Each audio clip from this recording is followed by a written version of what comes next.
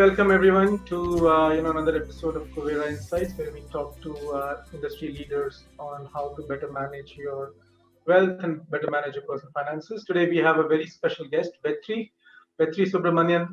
He's the group president and head of equity for UTI. Vetri holds a BCom degree from University of Madras and a postgraduate from IIM Bangalore.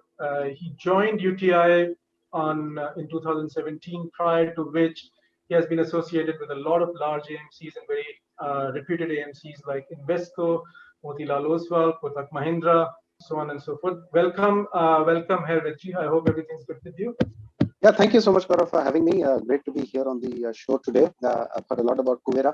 It's great to see the amount that you guys are doing in terms of onboarding so many investors into the marketplace. So it's fabulous to have so much young blood and a very different perspective bringing investors. So I'm delighted to be able to reach out to some of these investors through you. Thanks for the kind words, Vetri. So let's start with the history of actually investing. I mean, you've been around for a very long period of time. You've seen how investing has changed over the years, how the asset management industry has responded to some of those changes. It would be good to know how investing has changed and how it has stayed the same in the 20 or so years that you've been in the industry.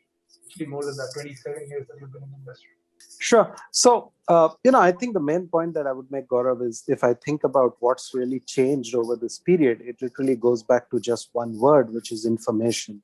When I started investing in 1994, the first challenge was even in being able to source information related to the company, right? Because there was no internet. You had to actually go to the BSc and get the annual report of the company from the library. You paid them a fee to get a photocopy of the annual report, and then you brought it back to your office, and then you could sort of read the annual report. And of course, in companies where you were shareholder, the company would mail the hard copy across to you, and then you could study it. So literally the first challenge in investing was just the lack of information that we had about companies. Just sourcing the information was the biggest challenge. And I'll give you a very interesting story here. When we were investing at that point of time, we owned shares in a company then called Madras Cement, now called Ramco Cement, based out of Chennai, right? And the regulations were that the company would publish its results in the newspaper the day after they announced it. And the BSc would receive a fax from the company of the results, which would be pasted on their notice board. Now, there was a clear case of information arbitrage here, because if you were in Chennai, you received a copy of the Hindu at 5 a.m. in the morning at your residence, and you could see the results of Ramco Cements or Madras Cements in the newspaper. But it would come up on the notice board of the BSc only around 11:30 a.m. And in those days, trading started only at 12 noon, right? Yeah. So if you could call your friend or family or an office colleague in Chennai, you could actually get the results of Madras Cements and analyze them even before the market opened. Whereas most other people would most probably get to see it on the notice board of the BSc, or maybe would get to know about the results only the next day, right? So this was the biggest challenge. There wasn't enough information available in the first place for you to analyze. Now, fast forward, and this has only been increasing over the last 25 years, Gaurav. Today, the number one thing that I tell any analyst in my team is there is too much information, right? If the CFO of the company sneezes, you'll hear about it within 6 hours, right? He's talking on TV, he or she is appearing in media. Change their Twitter bio, and the stock goes up 10%. So exactly. So this has actually been the most dramatic change that I have seen in 27 years, where we've gone from hunting for scraps of information, and therefore the nature of the role of the analyst or a fund manager or anybody who's in the investing profession has completely changed. It's now about recognizing the fact that there is more information than is genuinely useful to us. And what we've got to do is separate the signal from the noise. And believe me, 99% of the information that's floating around is more noise. There's very little genuine, data or signals that you're picking up. So I would say in my 27 years, the whole thought process has changed. We've gone from a famine of information to a feast of nonsensical information, and your challenge is now to build the filters to make sure that you're picking up only what you think is relevant. So that's been the biggest change in the last 27 years. When I think about the context that you mentioned, which is that of the asset management industry as well, my sort of first experience in the organized asset management industry dates back to 2001, right? Right. At that point of time, Gaurav, it was very common that when you said fund management, you basically had one or two fund managers, at best one analyst, and that was it. That was the team that you had. And the reliance on the research was actually on the brokers who were supplying you with research on companies, and the analysts as well were the sell side analysts. Fast forward to today, and this transition has been happening over 20 years. I think today any asset management company worth its salt has its own full-fledged team of analysts who've built their expertise in looking at companies. And the fund managers, even though they're exposed obviously to analysts who are outside the system as well, are primarily relying on their own in-house analysts, right? So this has again been a very dramatic change where, as asset management companies, we've built out the entire internal research effort. We've built the investment process to achieve a new objective. When you go back to mutual fund investing 25 years ago or even 20 years ago, it was all about these large new fund offers, and that is when the bulk of your money would come. Today, the whole paradigm has changed. We're asking people to entrust money to us through systematic investment plans, where they will perhaps be opening SIPs for 5 years, 10 years, and 20 years. It's no longer about star fund managers. It's become about a team approach, and it's about a team approach built around a process so that we can give comfort to the investor that if you are opened a 10-year SIP with this organization and this investment team and this process, it doesn't matter what happens in terms of people leaving the organization, people coming in, people retiring. It's the organization and the process that will help you achieve your financial goals over that 15-year, 20-year journey that you would have with us. This was not the process 20 years ago, where it was all about who's the fund manager, what's the attractiveness of the new NFO, and on the basis of that, we competed in the marketplace. So I think that's the other very big change which has taken place within the industry, the evolving of investment processes, the evolving of investment teams, and internal research.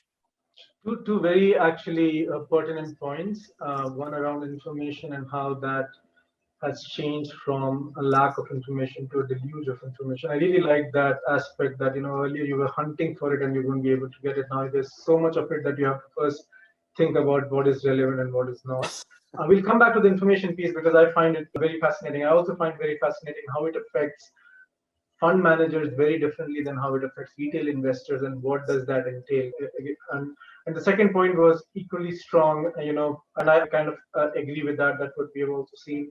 You're moving away from an individual IP to an institutional IP, and the entire the alpha or the entire kind of money management program is driven around process, driven around a team of analysts, a team of portfolio managers, which is all good things, which gives the fund house or at least the AMCs which are institutionalizing a large scale, it gives them staying power that, what, we are less dependent on any given individual, which, in legal parlance, you call key man risks, which is going down. This is a good thing for investors. So now coming back to information, because I find that amazingly attractive. And one of the theories I have is, while on the institutional side, while on the fund management side, the problem has changed from, hey, now we have too much information because, like you rightly said, if the CEO or the CFO sneezes, the whole analyst company is a buzz, what's going on. And that's why the bigger problems is about creating the right filters and creating the right data sets.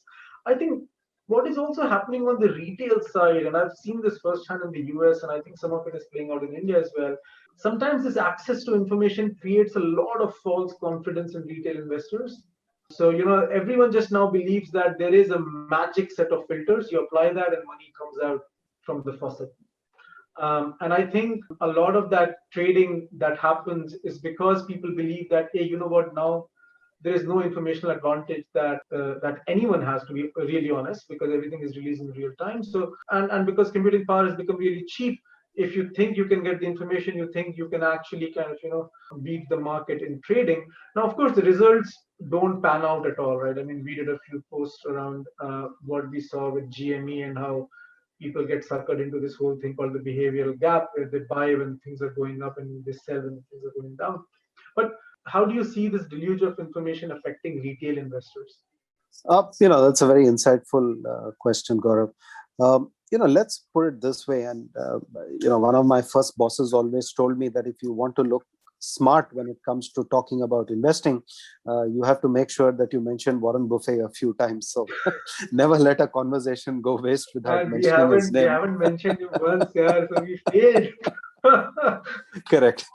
But I think he sort of put the whole job of investing in context, where he actually points out that, investing is nothing to do with IQ, right? IQ explains a very little bit of the success that people have experienced. It's actually more about their emotional quotient and the EQ. That is what really makes a very big difference in the investment outcome. And I would distinguish very significantly uh, between the investment identification and the investment outcome, right? Very simply, to give you a distinction between these two, is investment identification is all about trawling those databases, figuring out which company it is based on whatever might be your preferred approach. You could be a Yeah. fan of the moat approach of Warren Buffett. You could be a fan of intrinsic value, or buying cheap stocks on price to book. Whatever be your choice of poison, so be it, no issue with that. But that will only help you with the identification of what could potentially be a good investment, right? But when we say investment outcome, what do we mean by that? What we mean by that is your ability to not just identify the investment, but to remain invested in it over long periods of time, to eventually get the benefit out of that investment and that stock that you identified. Now, that is where, Gaurav, it starts to get very, very challenging. And it gets challenging for two reasons. Invariably, during your journey of holding a company, or for that matter, a portfolio, there are going to be challenges. If you hold a company, there will be periods where it looks like that company is, perhaps struggling for a variety of reasons. And I give the example, people my era would remember a company like Infosys, which has created tremendous wealth for us over the last 20, 25 years. Maybe a younger generation would echo with the example of Amazon, which is gone on to become the world's most valuable company over 20 years. But the reality, when you look at that particular outcome, is that during that period there were multiple times where people called the very question of whether it was a sensible business model, whether it would actually make money. And the stock dropped more than 70% multiple times. The stock has experienced stock price drops of 30 or 40%, more times than I have fingers on my hand in the last 20 years. So Right. that is really the challenge. The challenge is not to pick an Infosys in 1994 or a Amazon in 1998.